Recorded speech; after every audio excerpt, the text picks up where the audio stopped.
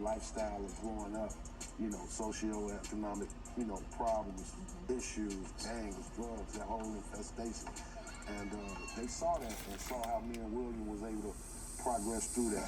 Arthur and William remain close today and have their own podcast. Oh, man, that's my brother, man. His nickname is The Thrill, so we are The Thrill. Our relationship was really based off basketball and just every day competing against each other in friendship.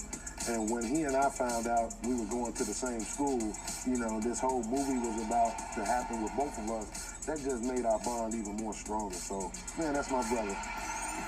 She's so proud of him. Look how far he's come. Arthur is now involved with high schools who use the movie as a teaching tool. It's great, and they use the curriculum actually, because it talks about, teenage pregnancy, Will and Catherine, drugs in the home, my dad, afflicted with that disease. It talks about my mom being on welfare, lights being turned off. That whole thing of trying to survive.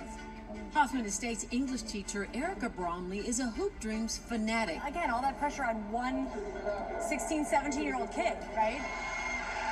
She is passionate about the movie's message, and it's part of a unit she teaches every year to her high school class. The kids are really motivated by what the boys go through and how they don't give up on their dreams. And so it's inspirational to watch the way that the kids watch the film and are inspired by the boys and their families so much. I love it. The film wasn't just about basketball, it went into their lives and made you realize that things aren't always like as they seem.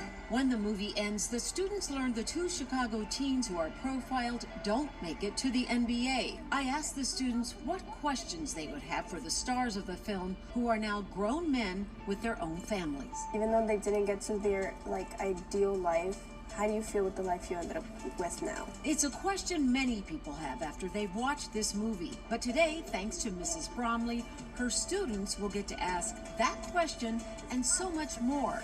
So excited my students do not know that Arthur is coming today to surprise us in the classroom. And what a surprise it was.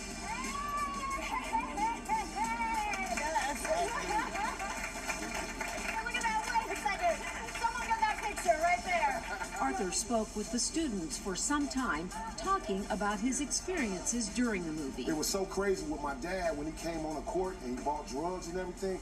I didn't know that he was going to show up. I hadn't seen my dad in 3 months. He answered all of their questions and told them to never give up, no matter the pushback. Y'all didn't even take the time to wait to see if this diamond was going to shine.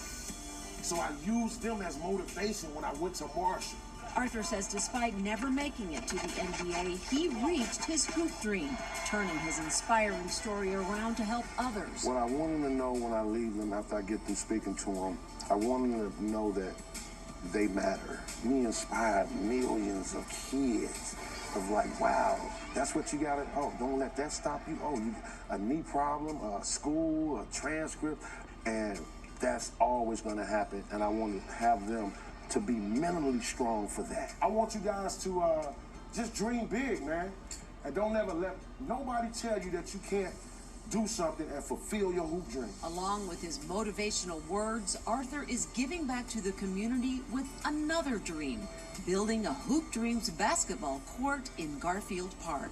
Man, we want to get people back out on this court and show them, this is where we learn the game and love the game, and all for free, because we didn't have to go in the gym and pay a trainer, and our parents didn't have it. Yet another dream coming true for Arthur in his lifelong mission to inspire a new generation from a documentary that changed his life, Hoop Dreams. Can't stop a West Side kid from dreaming, so I'm always going to have dreams.